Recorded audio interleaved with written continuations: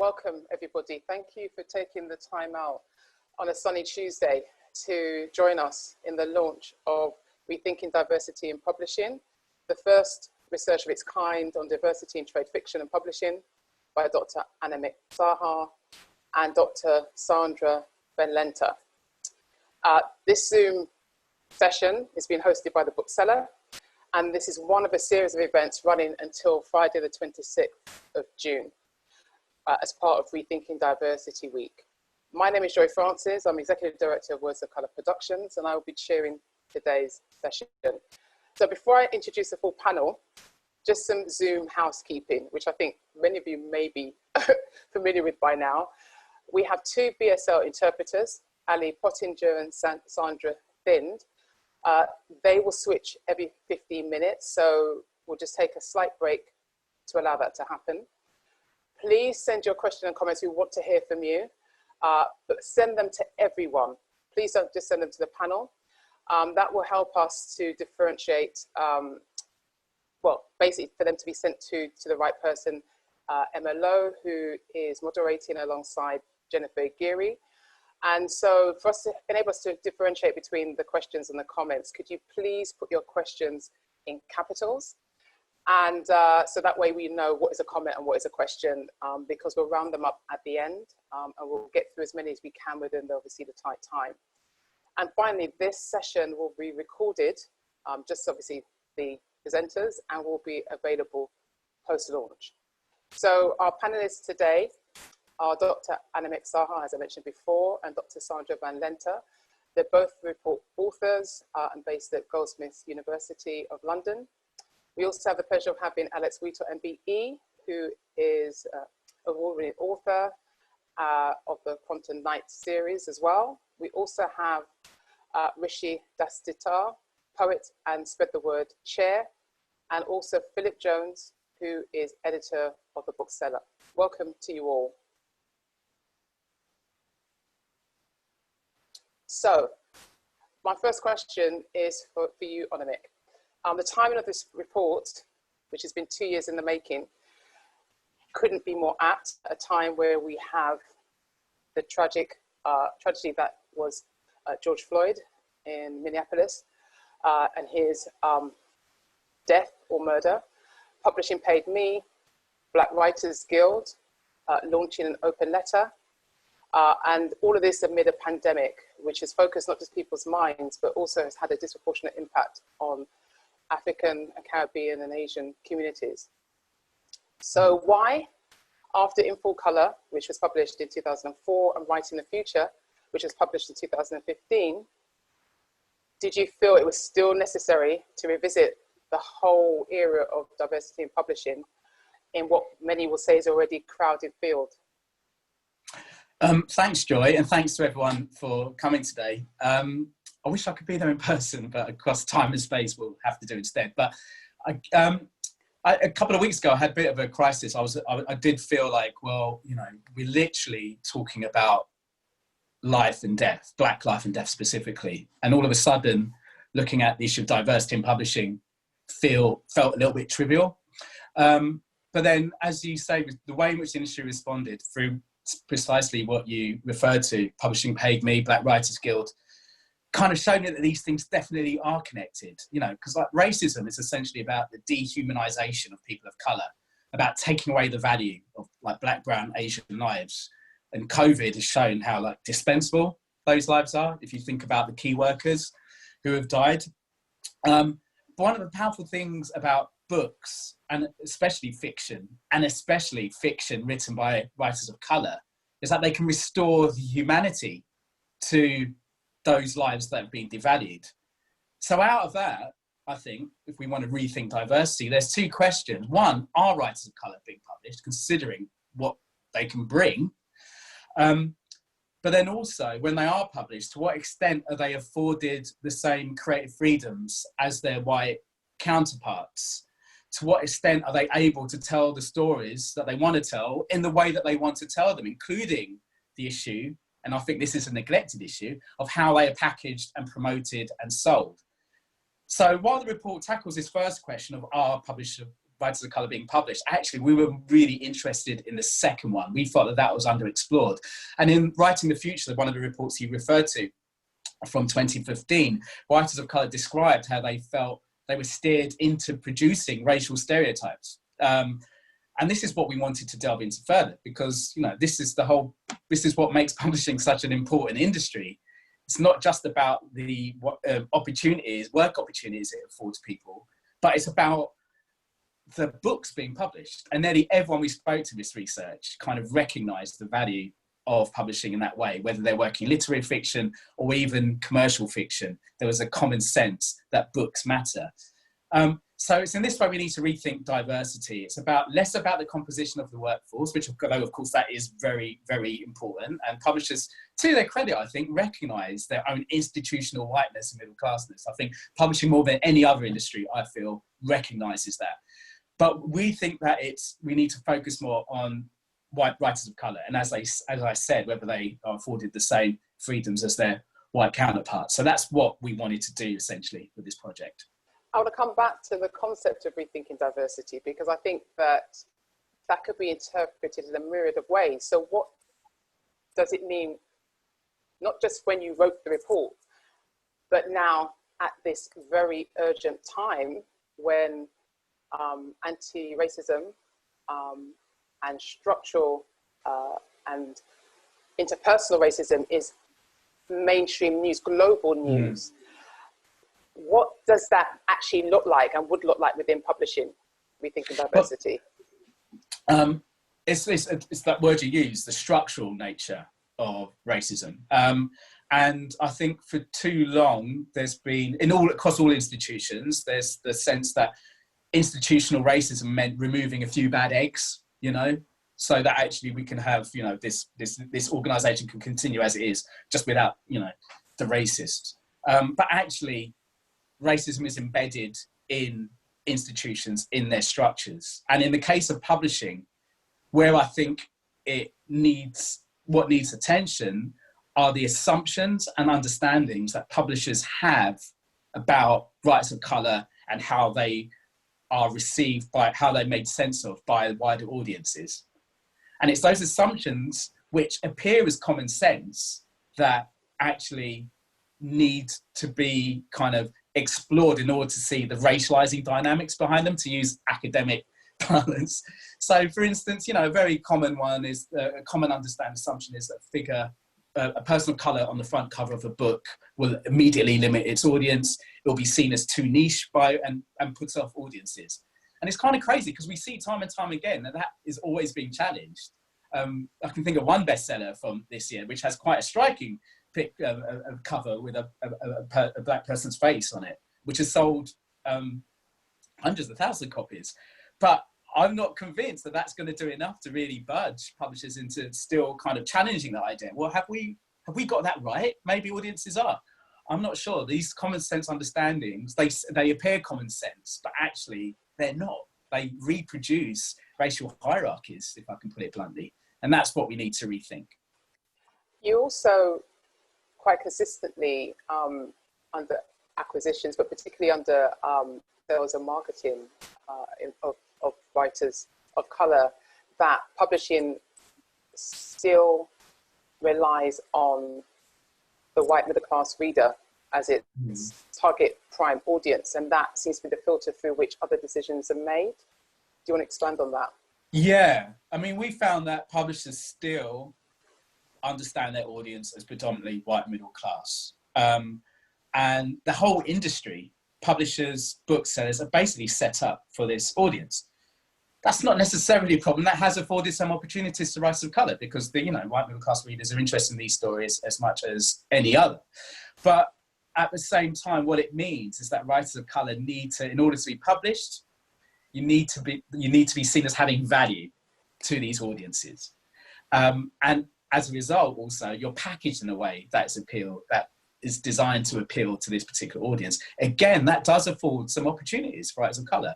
You know, one of the things that came out of this research is I've got a stack of books all written by people of colour by my bedside, which I probably won't get through this year. You know, so there are opportunities. I've got 2 small children, I can't really read anymore, but nonetheless, they're there, and they're a permanent reminder of what my life used to be. But nonetheless, you know, there are opportunities there. So it's not, you know, I don't want to say that that's necessarily problematic by itself. But what that means is that there's a undervaluing of non-white middle class audiences. That includes working class audiences, obviously a huge portion of which are people of colour, and as well as, you know, different other kind of demographics. And there's publishers kind of basically, they would love to reach these audiences, but they kind of don't really know how, or they don't have the resources, or at worst, I'm sorry to say, there's a disinclination towards doing that. And I think that's a problem. Writers of colour don't want to be ghettoised within their own communities, but sometimes they want to write stories for their communities. And to what extent are publishers really going to facilitate that? And as I said, if you're a writer of colour who's writing to your community, if it's not seen as having value to the predominant white middle class audience, then chances are you're going to be excluded and marginalised. So I think one of the big takeaways from this report is, until publishers widen their sense of who their audience is, and let's face it, modern Britain isn't just that one white middle class audience. It's a number of diverse populations that all have their own kind of, you know, desires and needs and understandings, and a lot of those overlap at times, you know. But at the moment, until publishers really recognise that and really make a concerted effort to reach those wider populations, writers of colour are always going to be othered, to use the academic term again. Thanks, Anamik, very much for that. Sandra, I want to bring you in now. And I think there is some segue there in terms of what you term catch-22, which we obviously, you know, most of us understand that term, but can you say what that means within the context of rethinking diversity in publishing? Yes, thank you, Joy. As Anamik said, if you imagine your core audience as only being white and middle class, this has an impact on acquisitions and basically on everything, on every process that we talked about in our interviews. So if you have a very narrow sense of your audience, and if you believe that there's not as much appeal for books written by Black or minority ethnic authors, then your sales projections will be lower. Then this has an impact on acquisitions. Will the book be acquired or not? Also, how high or low will the advance be? As we heard in Publishing Paid Me, there are significant differences. And then the whole question about how much money are we going to spend on marketing and PR often depends on how much has been invested in the book before. Hence, another ripple effect down the line. So in the end, you might end up with less visibility and ultimately lower sales. And then the next time this same author wants to pitch a book, or another book by an author of color is compared to this, you have a detrimental effect that just like goes all the way through. And so it's kind of the catch-22. If you don't know how to approach these audiences, if you don't believe in the commercial success, then it just like trickles down and it keeps repeating itself over and over again.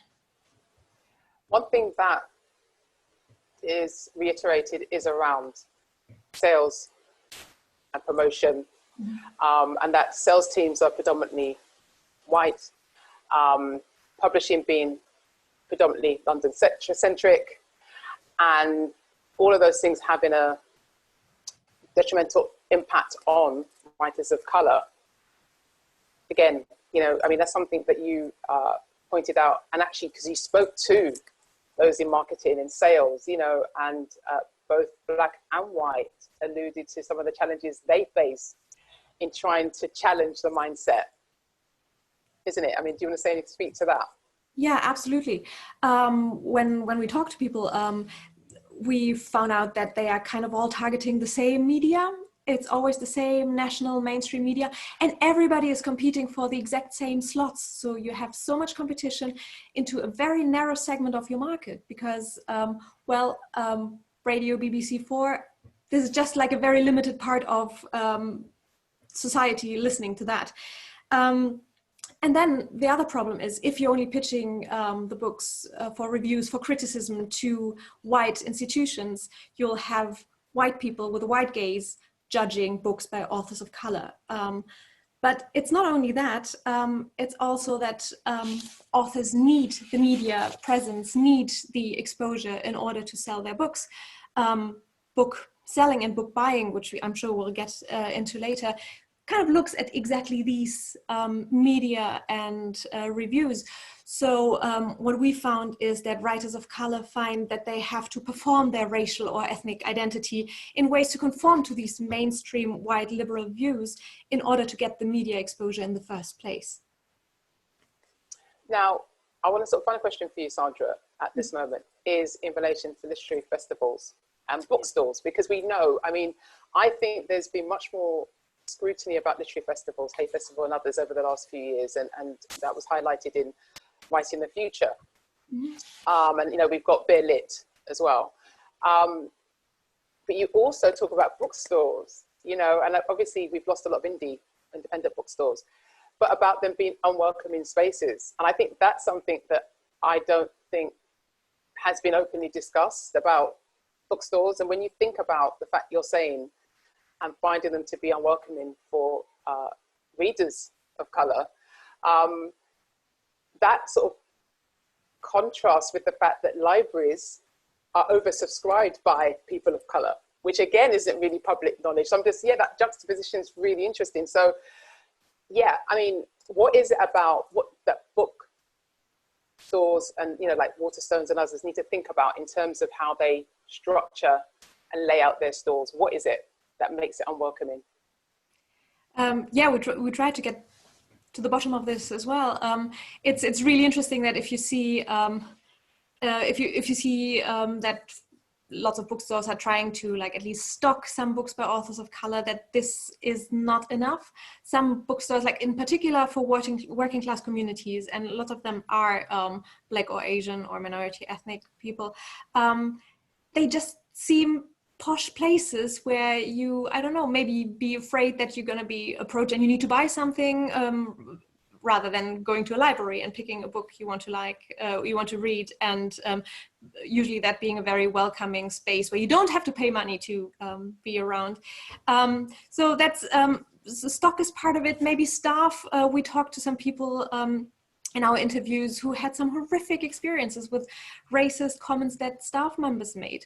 Or we talked to a BAME respondent who said that they were always rolled out to be like, oh, there's a Black customer, do you want to talk to them? So these kind of things still happen. And I think that might add to the fact that some people just like don't feel welcome in bookstores. And at the same time, there's such a focus on bookstores as being the place where you buy books.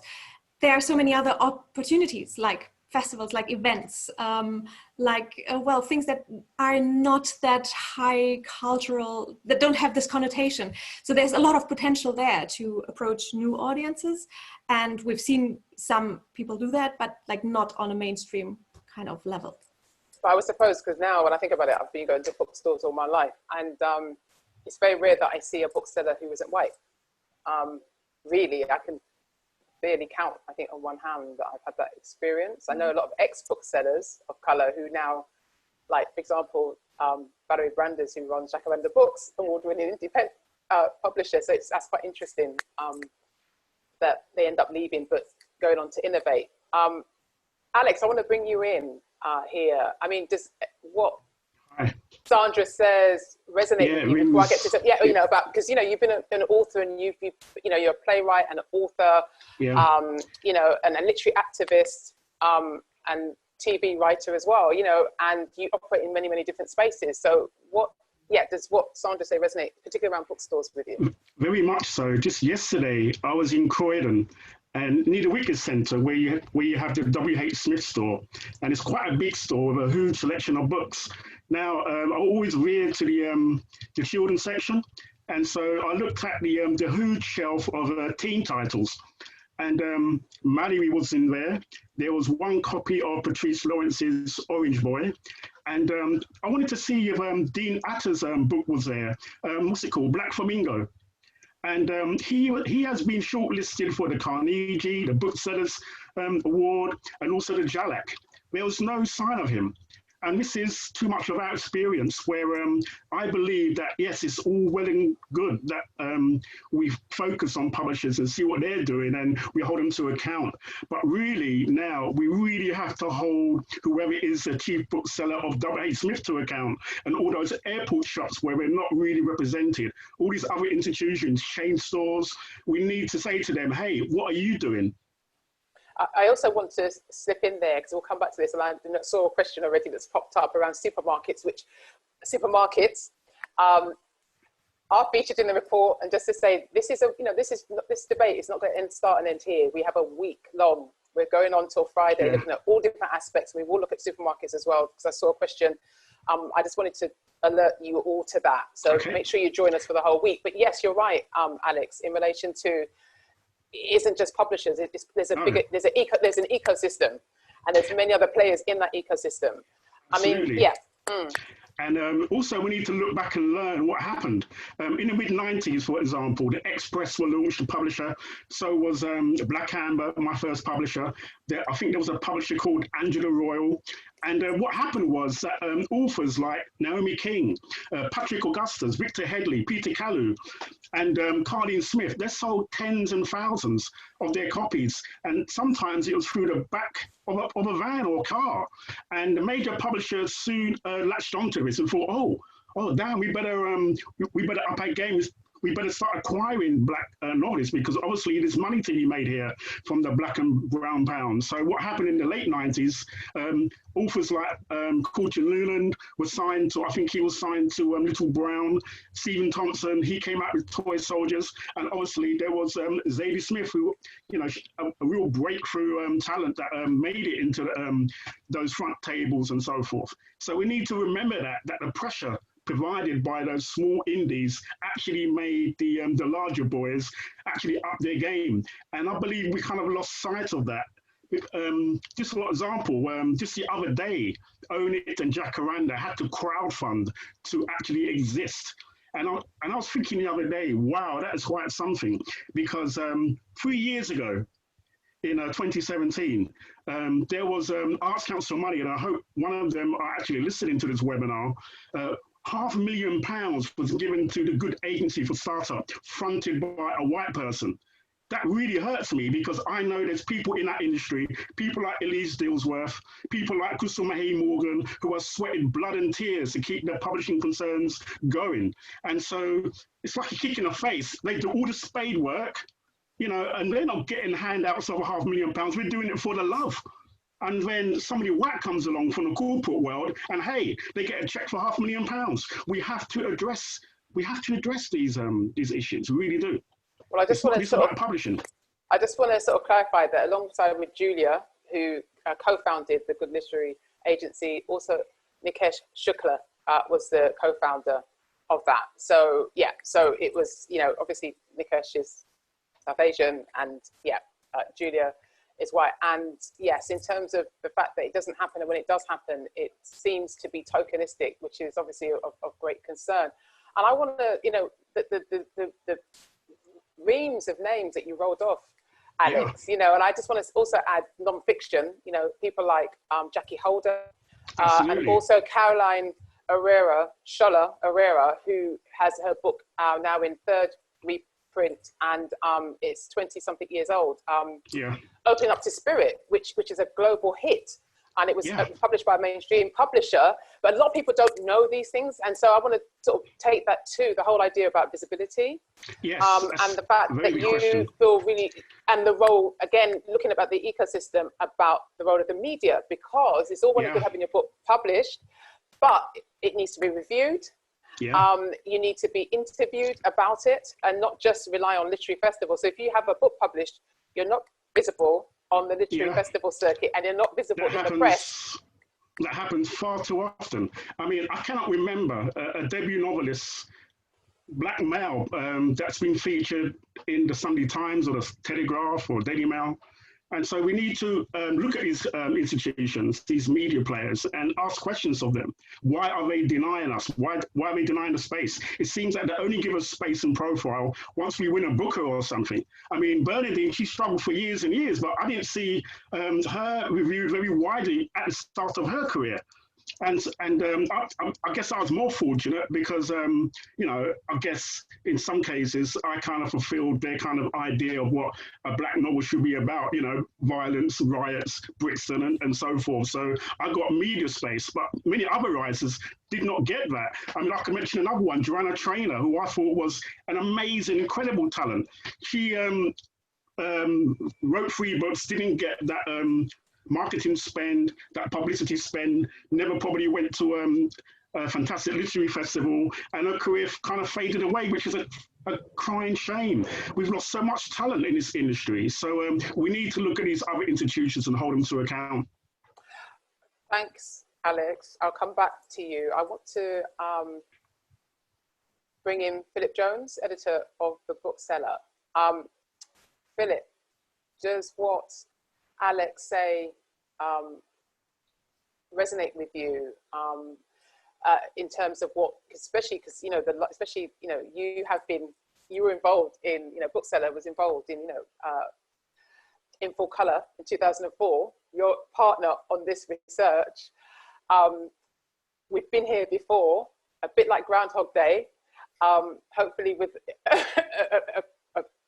as constructive, if not more, outcome. What is it that concerns you, but also what is it that you're heartened by in relation to the report? So obviously we published In Full Colour in 2004, and I just want to kind of dwell on that for a minute. 2004, that's 16 years ago, and if you look at the audit we did in that report and compare it to the Publishers Association's audit of earlier this year, you know, the figures have barely moved, the dial has barely moved. We don't really know how many books by people of colour are being published by UK publishers, because there has been no, I think, good audit of that. There have been some reports, and they tell us what we assume, that the numbers are very low, but there's not been a good audit of that. And when I first met Anamik, it was actually 3 years ago. I mean, what he was telling me was music to my ears, because I felt that this report would move the debate on. It wouldn't be, I'm happy to do another audit, I'm happy to do audits night and day and report on those audits, but they don't seem to shift the conversation. They just create more kind of fire and brimstone around the sort of terrible figures that always come out from those audits. I was drawn to Anamik's approach because it was getting into the weeds of the issue. So what happens to those books and those authors of colour when they go into publishing businesses and they sit in meetings that are full of obviously the typical publishing demographic that's already been alluded to, the sort of white middle class executive level. And when those executives are talking to them about an audience that in the report is described as a Susan, which is a kind of white middle class woman who is the kind of core audience that publishers think about. And I wanted to have a conversation about, understand why the books that go in don't necessarily come out in the way that perhaps those authors might have intended when they did those deals, or certainly don't come out and therefore, as Alex and Sandra have mentioned, get into bookshops in the way that they can live the lives that they ought to have. So how do we get those books into front of store Waterstones? How do we get them on those shelves in supermarkets or featured on Amazon or wherever they need to be to find the standard publishing audience, but also to reach beyond those audiences? And I felt that well, we can sit around and talk about statistics all day long, but I wanted to understand what's happening inside publishing companies, and I think this report really gets into that. Also, there's an element of the sort of journalist in all this to me, because it can be very difficult to have this conversation. It can be very difficult to have it in the bookseller, even though we've tried repeatedly over the years. And what I hear when I go into publishing offices and what I hear when I go to publishing parties is often very different from what the corporate line is. So that sort of top-down corporate line that diversity is important, that inclusion is important, and there will be initiatives, some of them very good initiatives, doesn't always feed through to the bottom. And sometimes I think that sort of groundswell of change needs to come from within, just not be sort of a top-down approach. And sometimes the conversations I hear around this are, I don't think they are helpful. I don't think they're very informed. And in a sense, I don't blame publishers for that. I think it's very hard for a board of, mainly white men and women to discuss issues that they have no familiarity with and no lived experience of, which is why I think change can only come when those conversations are had and when the demographic within publishing companies actually changes and changes meaningfully. What I don't want to be doing is in 16 years' time after this report, so when's that, 2036, to be sitting on a Zoom platform, maybe a virtual reality platform or whoever, discussing all this again. At some point the conversation has to change, and it has to be driven by understanding what's really being said within publishing companies. And Sandra and Anamik really get to that with their interviews, and it's a very worthwhile project for us to have partnered with. I mean, to quote you, you said that you're embarrassed at the shocking inattentiveness by publishers to diversity. So what do you think is causing that, and what do you think will shift that? Well, I think it's what's been alluded to, that sort of systematic institutionalized racism, I think, is really hard to change internally. Possibly you have to change it by dismantling it from inside and kind of rebuilding it from scratch. I think there is a sort of white privilege, which, certainly I feel I'm guilty of at times when I look at, so I think I wrote in 2012 when we'd done our top 100 list of the top 100 influencers in publishing, and invariably there are very few brown and black faces in those lists. There maybe will be 4 or 5, and they will come and go depending on whether they go up or down in terms of promotions and publishing jobs. But invariably it's a very low number, and I felt embarrassed, but I also felt not just embarrassed, but I also felt that I hadn't really noticed, and my former colleague Kathy Rensenbrink has written really well about just the not noticing, and that's a sort of privilege that I have. So when I open up the bookseller and see no black faces or no brown faces or no kind of authors of colour or people of colour within those pages, I don't necessarily notice, and I really ought to, and occasionally it's pointed out to me that that's the case. And that's just kind of something I've learned now to pick up on and learnt to change. But it's and I think that's the problem within publishing. Essentially, your executive level, your top people are generally white middle class people, and they just don't notice. They'll have these conversations, they will introduce initiatives, and then they will forget about it for another year or 6 months or 2 years, or until something happens again, like has happened recently in the conversation, fires up again. So this report, I think, will help people understand that and help people take notice, I hope. Well, I'll come back to you, Philip, later for something else that you said that I think would be really useful, but I think it'd be good to be part of the summary at the end. And I want to move to you, Rishi.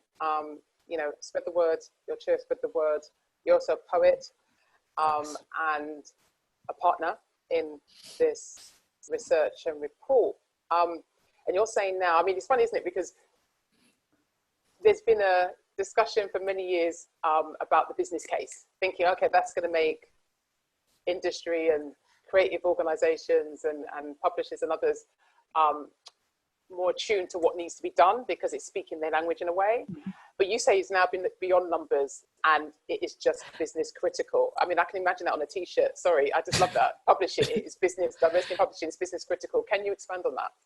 Yes, so and there's a couple of angles and lenses that we can start to think about this, because when I read the report, what I was struck by was actually, not just all of the problems that we've heard about and the issues that are there, but fundamentally with the will and the desire and the application and investment, these things are solvable. When people read the report, they'll see that there's a whole raft of detailed recommendations that can start to be acted upon. But I think more fundamentally than that, the industry, and I can say this as a relative outsider, because my day job is elsewhere, but this can be framed as a business problem. This can be framed as issues around innovation, finding new products, finding new markets. If the industry is struggling with and is embarrassed by the speed and the lack of speed, the lack of progress on these, let's start to frame them as business issues, as business critical issues. What struck me very much was this idea of, to take the example of the idea of Susan, and the idea that this audience therefore cannot be challenged and cannot be stretched. But even more than that, that there aren't therefore other audiences to be found and reached. Now, in my day job, if I went to another client, another industry, and I was faced with this idea that our audience is static, and there's nothing we can do about it, that to me is defeatist nonsense. If we want the industry to change, we have to assume that the industry wants to grow. And so therefore it is incumbent upon everyone in the industry, both us at Spread the Word and and the other allied people in the not-for-profit literature sector who are building the pipeline, but also within the industry itself. The industry is meant to be about risk-taking. The industry is, of all the creative industries, it is one where risk-taking can be visibly rewarded. You are meant to be investing in risk. So this should be baked in fundamentally. And this assumption that therefore writers of colour, writers from non-traditional background have to be ultra commercially safe to be even considered is to put everything the wrong way round. Now, yes, that's a cultural issue, but fundamentally to me, that strikes me as a strategic issue and a business strategy issue. So, this stuff can be grasped, but clearly it means boards need to change. Yes, but boards have to grip this. And Philip talking about initiatives, absolutely. Initiative is not enough now. This has to be baked into strategy. This means that hard conversations have to be had with shareholders to actually say, guess what? We are now going to divert some investment to this, to actually grow markets, to actually find new audiences. Because guess what? That's where the future of the business is. That's where the future of the business needs to be. Because otherwise, collectively as an industry, you're effectively saying, you know what, we're happy with status quo, we're happy with gentle decline. Really? I don't believe that of the industry. I don't believe that from what I see from the people that I meet on my travels through the industry. So so this is why fundamentally, I'm optimistic about what the report has shown and what the report can start to change. If you're embarrassed by this being a cultural thing, let's make it a business thing. Let's start to address it in those harder strategic terms, because that's how we can start to solve it. I want to come to the notion of innovation. That's been cropping up a lot in the last few years, that publishers are innovating, and yet a lot of what you've just said seems to counter that. And a lot of the innovators are and seem to be those very people who were once within the big publishing houses and now running their own concerns, either as online booksellers, either as indie and inclusive publishers themselves. So what's the tripping point? What's happening? Why, again, about lip service. So do you think lip service is being paid to the whole concept and idea of innovation, when especially digitally that's not seem to be happening? If I was going in as a strategy consultant to one of the boards, I'd be struck by the fact that it feels, at least from the outside, that innovation stopped once a suitable DRM system was found for e-publishing, and therefore now we're done.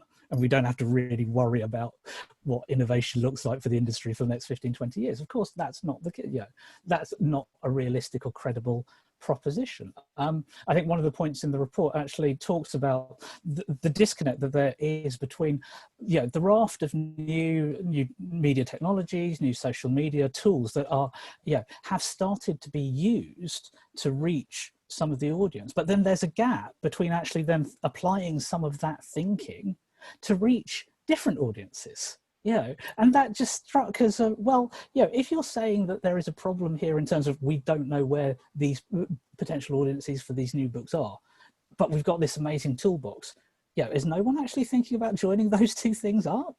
And it seems that and this is not to downplay the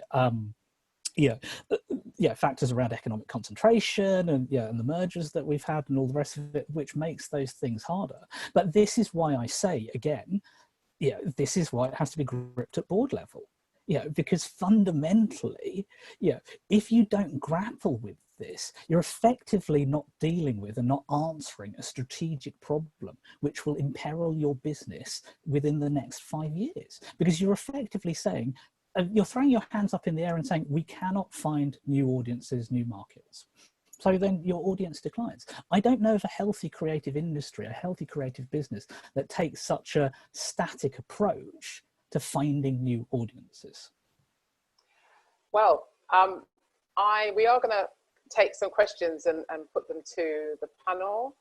I just wanted to, because obviously we sort of, you know, the case has been laid, and on top of a case that's been laid and laid before, I just wanted to ask Anamik and Sandra, in your research travels and through the conversations, you know, the qualitative research, who is innovating, who is not static? Any materials? Yeah, well, firstly, we should say that we've anonymized all the respondents, of course, to the report because we're protecting everyone's identity. So we can't reveal any. Yeah. But actually, one thing I do want to take this opportunity to say is that maybe in the report, I don't think, and Alex brought this up, but I don't think we really acknowledge as much as we could the work of independent publishers in particular, especially Black publishers and Asian publishers who've got their own, who have kind of, you know, they're a part of their communities, and so they've been able to kind of find talented writers and kind of get them out on usually shoestring budgets. I mean, I'm amazed that anyone can survive in the way that, and let alone flourish. And those organisations have always been the ones historically who have been challenging and pushing the kind of industry. So in that regard, I think kind of independence, you know, it's no coincidence that independent publishers where you don't have shareholders bothering you, you don't have to produce dividends, where you see the innovation and experimentation, that, you know, it's no surprise that it's these spaces that do often work with writers of colour the best. And I think the big publishers, big booksellers as well, can draw and learn a lot from these organisations. And actually more than that, these organisations should be supported. And it's kind of crazy to think, you know, a couple of years ago, I was starting to think, you know, this language, you know, the word diversity, it's become so benign. I mean, everyone's on board with it, right? But it's having little to no impact in terms of the composition of writers, composition of people of colour in the industry, in terms of the composition of writers of colour. And so I was thinking, you know, we need to shift that language. And a year or two ago, I was thinking we need, you know, a language of reparation, actually, which back then felt very provocative, but now it feels very apt. Because if you think about, you know, if we can contextualize it within empire, and you think about, you know, the kind of symbolic violence that people of colour have experienced in terms of not being able to have the words, let alone, you know, the language to express themselves, express their experience. I think, you know, that the platforms that support the words of people of colour should be financed and supported, you know, I think with public money, actually, personally. And because these spaces give writers of colour the most autonomy, you know, they can then express themselves in ways in which maybe in the core cultural industries they're not able to. And so, yeah, I think kind of those independent those small presses, the independent booksellers, I think there's, you know, who are invested and embedded within their communities. I think those are the places where we can see the most exciting work being done. Those are the spaces where the big publishers and booksellers can learn from. But more important than that, it's these spaces that need to be supported financially. And I think that hopefully this report can be a springboard towards that. And just to say that tomorrow on Instagram Live between noon and 1:30, we will have Valerie Brandis from Jacaranda Books as part of in conversation, also with Alex Call, who used to be head of books marketing at Goldsmiths, and also the MD of the Booksellers Association, Merrill Halls. So yeah, please check in with that. And also we'll have some independent publishers on Friday for another Zoom webinar discussion around the future publishing pipeline. So all that will be available after this talk, this launch discussion. Sandra, is there anything else you want to say? You were nodding, and I noticed a lot of people were nodding when Anamik was talking. Is there anything you want to add? Yeah, just something that came up recently that I completely agree with what Anamik said, that especially the indie Black or Asian run publishers are doing such an amazing job because they go the extra mile, because they don't go just like to the creative writing programs to find new talent. And I'm always a bit torn when I see a big publisher taking on one of the authors, as like recently happened. So it's great for the author because they will get more exposure and so on. But it also feels that the smaller ones are doing all the heavy lifting, and then they're gone. I mean, in football, you have like transfer fees, and I don't know, maybe, okay, this is that's just actually like, a really good analogy, actually. But I don't know, they do all the work, all the development, all the like empowering people to like feel confident enough, and like the work on the first manuscript must be the hardest ever, or maybe the second, I don't know. But so yeah, and then it feels like, oh, the big ones are like, oh, cherry pick those, and then, yeah. I just want to put in a couple of words here, you know, so in other words, the innovation and the creativity is happening outside of the corporates. And I want to draw attention to, you know, the project, the initiative that we're involved with partners in with Jacaranda, which is 20 in 2020, where we're publishing 20 Black British writers in 1 year during a pandemic. And it just shows you that's possible. Why hasn't anyone got the vision or the inclination to do that elsewhere? I'll leave that in the ether. But I want to now move to Alex and talk about, and Anamik, I saw your hand go up, so I'll come back to you as well. I mean, I just want to bring in agents as gatekeepers, because we've got a bit more time before we hand over to, you know, the questions. There's loads of things, I've noticed comments coming through. I don't know if everyone's adhering to. Yes, if you're sending questions, please put everything in caps. I like the person who's obviously clearly an editor. Someone put the word question in caps with a colon, and then everything else was lowercase. I'm impressed. So, Alex, agents, gatekeepers. I mean, that picture in the report wasn't rosy. Well, again, about their role. It was mentioned earlier that they're kind of figuring a middle class audience. Many of them are, not all, but many of them are. They're figuring a middle class audience who's going to buy this particular text.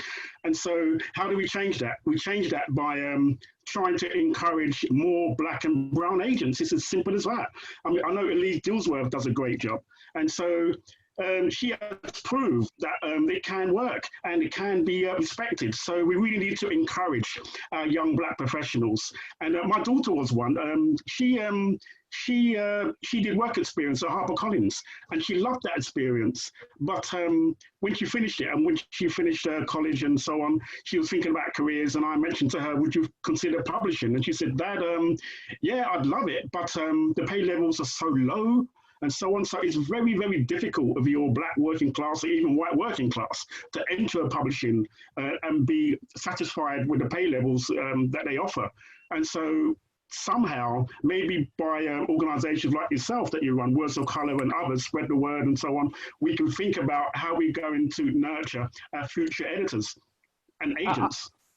That's what we need to do.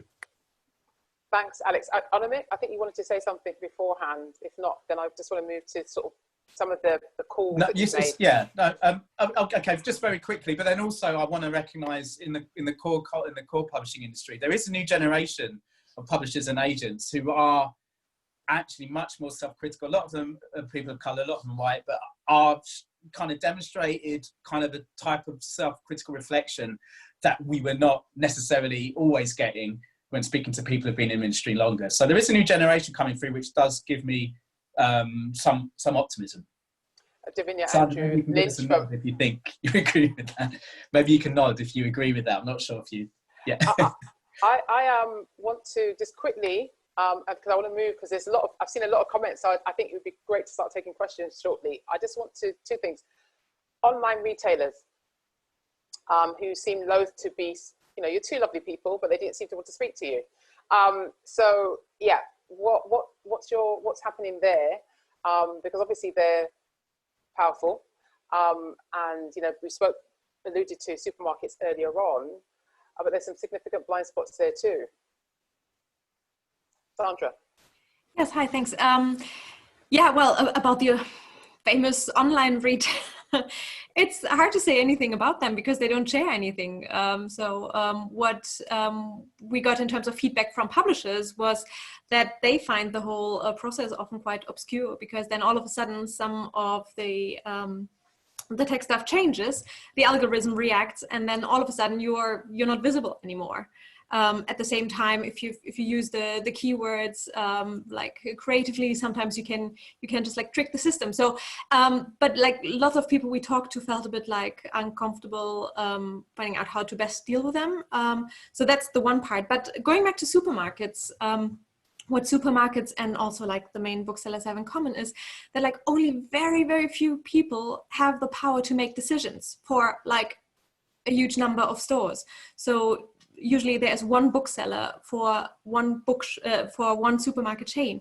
And so if this people then has a certain idea about their target audience, that might be a big obstacle for writers of color. And we had one person actually saying to us, sharing with us, I think Anamik already alluded to it. It's a book with a person of color who is the protagonist of the book on the cover. And there was one supermarket, and I'm quoting here, there was one supermarket who told our sales director that their demographic was white working class and therefore they saw no reason to support the book. At the same time, and we're not only talking about literary fiction, I picked up on one of the comments, so we looked at literary fiction, crime thriller, and young adult because they are so different, and especially in the commercial segment of crime and fiction, crime and thriller, supermarkets can be so important for sales numbers. So if they are not on board, it's really hard to reach like the commercial level that you could technically. And then again, we're going back to the chicken and egg thing. Next time you're comping like, yeah, well, it didn't sell as much. So we're back into this loop of, sales numbers, audiences, and the whole discussion just like starts anew. I have to say that you have started something, Sandra, with your transfer fee analogy, because One World seems to like that idea along with Kevin Duffy. So yeah, if we start seeing that trending, just make sure you attribute it to Sandra. Okay, I think it would be a good time now to sort of take some questions. So I'm just going to look through here. There's a question here. Are the reports around authorship and visibility of characters in children's book by CLP and the Book Trust, is that having an impact in the children's market? And they acknowledge that there's still definitely a long way to go.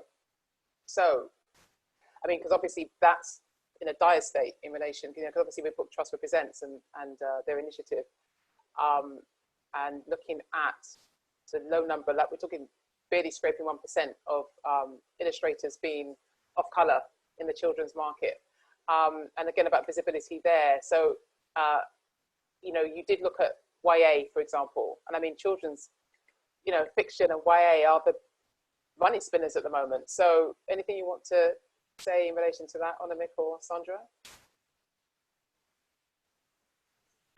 I think we'll find, obviously we didn't look at children's. There was that brilliant report by Book Trust which showed how stark, the kind of the how few people of colour in children's literature, whether it's illustrators or storytellers. And actually I think if the core publishing industry hasn't seen it, they should refer to that, because I think a similar audit would be so valuable. Obviously, I mean, children's is quite interesting as well, because there's it's commercial, obviously, because, and this is the fundamental challenge for all publishers. It's like that kind of the cultural value of books. Books matter. Books should reflect the diversity of a nation, but fundamentally publishers are businesses as well. And I think in children's that becomes even more contested, because there's a paternalistic thing as well, isn't there?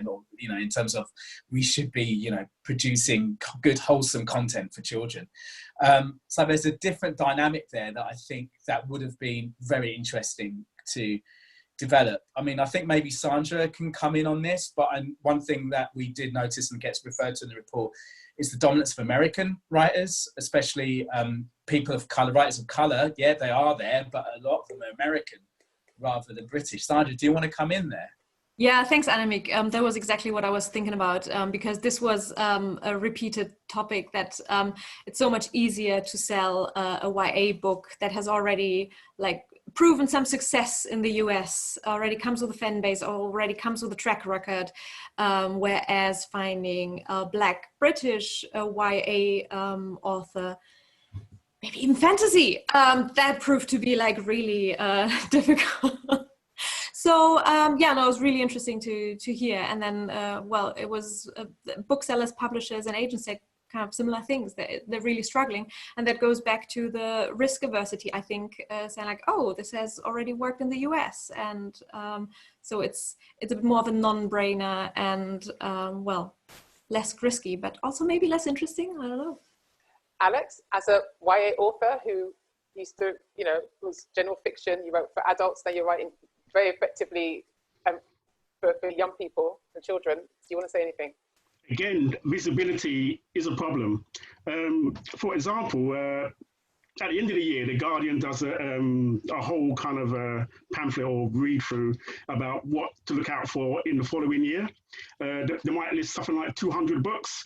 And for children's and YA, last time they did it, I counted, there was about 3 or maybe 4 titles chosen. And we must not forget that YA and children's take up something like 30% of the whole market. And yet the visibility is hardly there at all. So I have to make most of my business by visiting schools. And the strange thing is, when I actually visit a school, when I talk and speak to librarians, they're always saying to me, Alex, we just want more diversity in the books, that we can encourage the students to read more and come to the library and see what's on offer. I'm hearing that all the time, all over the place, that they want more, they want more, they want more. But when you actually go into a Waterstones and you see what's on display there, you think, am I in a different world? It's just such a strange experience, especially if you're in a diverse community. You still don't see it. And so again, I'm banging on about this, but we need to make these institutions accountable for what is on display, what is shown, what is visible. I just want to give a shout out to Dr. Melanie Ramashardan-Bold, who wrote the Book Trust Represents report. She's amazing at UCL. You know, so that was everyone should read that. It's an incredibly useful, and it's been impactful already, even with lockdown. And I want to come back to, it's great that when you were mentioning about risk aversion, Sandra, because that's my next 2 questions. There's 2 questions here that say that address that. So, or want that address. So bigger publishers have become risk averse, and their economic imperative is to shareholders. How do we change that? And also, bigger publishers have the same thing. It's like the same person saying the same question. I mean, it shows you. So basically, risk aversion, big publishers, what can be done? So Philip, do you want to come in on that at all? Well, shout out to Kevin Duffy, who does tend to say that an awful lot. I mean, I think there's truth in that, and I think it's a little bit at times overblown. I mean, publishers take risks all the time. They take big risks and they take small risks, and they don't take risks on the basis that books don't sell. They really want the books to do well commercially. So there is a little bit of overstating that, with apologies to Kevin at Blue Moose. But it is absolutely true also that very many small presses are really leading the way in terms of discovering new and authors that some would consider as marginalised authors. Absolutely. Jacaranda, Knights of Crystal Mayhew Morgan's, Own It, they are leading the way. And it disappoints me, it has disappointed me for a long time since Crystal left PRH, that the big groups didn't seem to be able to embrace that change. So it seems to me that the change that could have really come from within, with really smart black and brown and executives who could have risen up through the ranks and could have affected change, as I said before, from within and from the bottom up.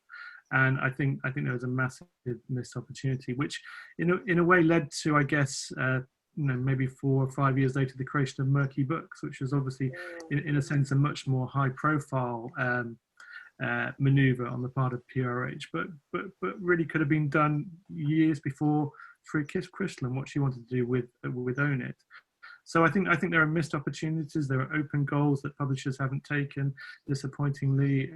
Perhaps they need Marcus Rashford to be in their forward line. I think overall, and I've said this before, I think if you're going to make a change, you need to make a change. And so many times I see these sort of diversity initiatives and things are launched, and yet nothing really has changed. Just the money has moved around, shifted around a little bit, and there's been a bit more investment in an inclusive list or a diversity list. But you look at the composition of the main board or the executives or the people taking those decisions, and there's been no space created really for a different type of decision maker.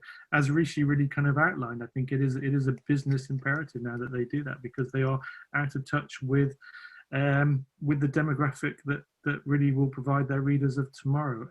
I think it's worth looking what Macmillan has done in the US, which released overnight, where the CEO, John Sargent, really has moved aside, and he's put all the trade publishers in the US under the management of a sort of enlarged committee, in order that different people can make those key decisions around acquisition and investment, and which authors they take on.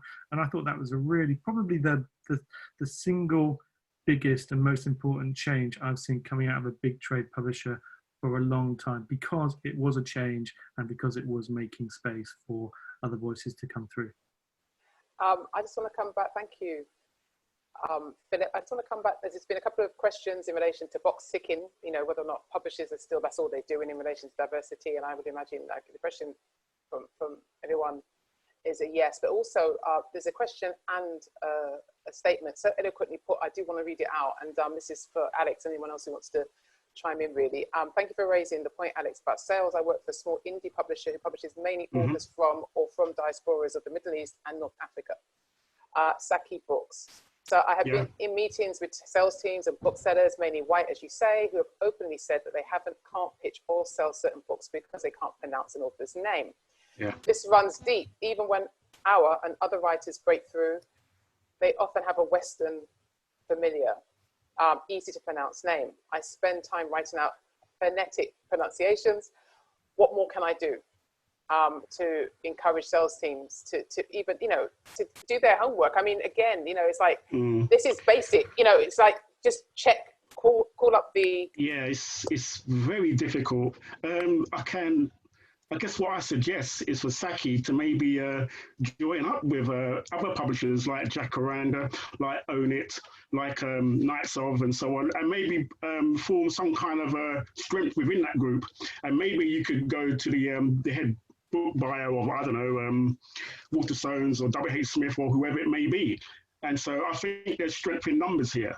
But really, as I mentioned earlier, we really need to support our independent publishers, because if they're strong, then that will make the big boys look up and take notice and think we're not doing enough. We need to really up our game in terms of marketing spend, in terms of publicity, in terms of sending their authors on literary tours and so forth, and the rest of it. So that's what I really want to encourage on this webinar today: support our local indies, make them strong. And then, you know, they will begin to fear what's happening with them, especially like as in the mid-90s, where Patrick Augustus was selling 60, 70, 80,000 copies of Baby Father and wasn't really profiled or featured in any store. So it can be done. There's a book buying public out there wanting this to happen. We're in lockdown. Let's not let them persuade us that our stories are not worthy. They are. Let's not let the corporates off the hook, though, because without the machinery that those corporates bring, and without the kind of contacts they have within, you know, as Sandra said, there's a lot of retailers, but often very, very few actual book buyers, and they're very centralized, and they are all pretty much of the same mindset. Certainly, if you compare what supermarkets sell to what high street booksellers sell. So, in a sense, you also need to target independent booksellers as well to get through to them. But let's not. Can I just ask? Sorry, just really quickly. Can I just ask panelists if you could talk a bit slower for our fantastic, hardworking BSO interpreters? And I know because it's such a passionate topic, but yeah, if you could just slow it down a bit. Thank you, Philip. You were saying. Yeah. Oh, no, Alex. Just repeat. Let's not let the big publishers off the hook, because without the machinery they bring to the books they're publishing, then it's really hard for small presses to get those books into and up the top of the charts. So, you know, it's noticeable that the books are charting at the moment in the Nielsen Bookscan charts with Renier de Lodge at #1. These are all coming out of the big publishing houses usually, and that's, you know, that's kind of to be applauded, but also as Rennie said, I think it's also a little bit shaming that they haven't been there before. But the big publishers are important to this change. And can I just jump in to reinforce that by stressing that this, a lot of the change and the innovation that we've talked about is not something that, we'd just say, leave it to the big publishers alone to do it. There is a thriving not-for-profit literature development sector right under your noses that is ready, willing, and able to help with this. Not just in terms of finding your future writers, but actually helping bring that pipeline through, working to actually help, start to address some of the cultural, biases and assumptions that the report details as well. This shouldn't be thought of as, as an idea where where there is a group of people outside pitching rocks at, big corporates and trying to change it there. There are people with expertise, with insight, with ideas that want to be heard and want to work with people to actually change, how business is done and how business thinks. And so it's not a case that of let's pull up the drawbridge and now think furiously and then hope for the best. Open up, open the hand so people can start to help. People are out there wanting to help. People are wanting to say, we want to work with you, as Philip said, to get these books to #1, to get more books that look like Girl, Woman, Other to #1, because of course it's doable. Of course that talent is out there. But don't view it as defensive.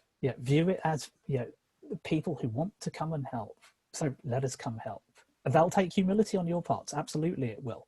But again, I keep stressing the fact this is doable. This is solvable. Let's not be pessimistic. Right, we've got around 10 minutes. And now all these questions are coming through now. It's always the same when we need to wind up. So I'm going to try and clump them together. So unconscious bias training, worthwhile? Anyone? In publishing, Can I take that one? I mean, yes. Anything that gets people to reflect upon their own biases, that's fine. But I think actually, I argue we need to look more carefully, as I said right at the beginning, at the assumptions that we have about writers of colour and how they're received and understood, which have become common sense within the industry. And they're shaped by cultural biases, but they're backed up by, they're kind of described in terms of economic rationale. Well, there isn't a market for this, we're not sure where to place this author, those kind of statements. And I think if anything can come out of this report, at a very basic level, if editors, publishers, salespeople, promotional people, if they can check themselves when they say, well, but, I think that will have a bigger impact. It's undoing those assumptions and understandings that go into the making of writers of colour, if you like. So, which is a separate thing to unconscious bias. It's about what becomes industry norms and common sense. Those are the things that we need to kind of unlearn, if you like. Questions around positive discrimination, positive action, and whether or not they have, that is one solution. And obviously, I won't comment because I'm cheering, but I'll just throw that out to people in terms of what they want to say. Had you asked me 3 years ago, I might have said, I don't know, maybe we can find a different way. Now I'm like, honestly, we tried a lot of other things and it doesn't seem to work that greatly. Although there's also a difference between like entry job levels and then further on. But anyway, so yeah, honestly, I now come to the conclusion that yes, affirmative action might be a good idea. And the other thing is, and this is also something we put in the report, yes, hire more diversely is a great idea, but please don't expect your people of color, the people of color who work for you, to do all the work so that you can say like, oh, yep, I hired, I don't know, a black woman or a South Asian British guy. So let's just like let them do the work. That won't work. And if you want to hire somebody with, like, write it in the job description if you want exactly that, so that people can then decide themselves if they want to do it under these circumstances. But don't just hire diversely and then make people responsible for the communities they come from. That's what I wanted to share. I just want to quickly do a shout out to Creative Access because, you know, Jennifer Igiri, who is our digital coordinator, who is amazing, came from via Creative Access. So, you know, yeah, So I just wanted to give them a shout out because they're doing amazing, amazing, amazing work. Alex. Hi again. This is one for Philip, if I may. Philip, would you pledge to feature, maybe on the front cover of the bookseller, maybe once every few months, a debut black novelist who doesn't necessarily have a massive advance from a major publishing house, but it could well come from one of the big boys, but not necessarily, your six-figure sum or whatever.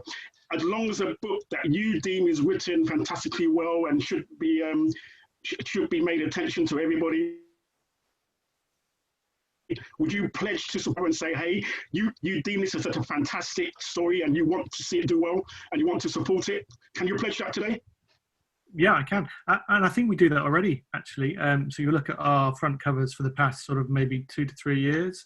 I mean, obviously it should be going on for longer than 2 to 3 years, but I think there has been a big change, both in terms of the books that are pitched to us and then selected by our previewers, but also in the way we treat them in terms of the magazine, in terms of putting them on the front cover. I mean, I actually agree with Sandra. I think positive affirmation absolutely is the only way to make a change in this sector. Otherwise, everyone just reverts back to what they know and what they're comfortable with, and it's it's a sad fact, but it's true. And again, creative access, I think it's been the one scheme I've seen. It's helped the bookseller immensely. It's been the one scheme that's made a big difference in terms of how you hire and how you get people of different backgrounds into your companies. And I wish it was bigger and everybody used it. I also think we need to make a change in how we preview books. We preview 300 books a month, so it's not just on the front cover that we can feature black and authors of color.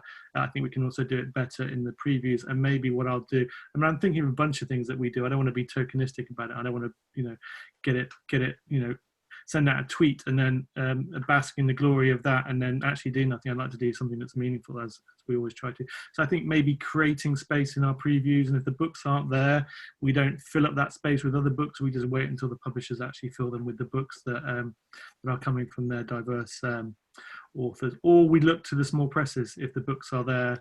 And I sort of think, again, it's a sort of slight privilege. I mean, I think we do that already, but I've had an email from a couple of small presses to say, actually, you're not really reaching out to us, and we're not getting our books in there. And maybe there's a bit of the way we do things that needs to change. So I'm up for that change, Alex. Absolutely. Anamik, you had your hand up because we've only got about 3-4 minutes. So really quickly. Yeah, I just saw one chat. So I've been trying. Thanks to everyone who's leaving comments, by the way. I wish I could track them a bit more efficiently. But Jasmine Richards left a really important comment about retention. So it's all very well people getting people in, but to what extent are they leaving at a faster rate? And I think it's about creating spaces where people of colour in particular can flourish. And I think as well, as much as right at the beginning I talked about whether writers of colour are afforded the same creative freedoms as their white counterparts, I'd also extend that to they have the same freedom to fail, because this is fundamentally a risky business, as several of the people on this panel have said.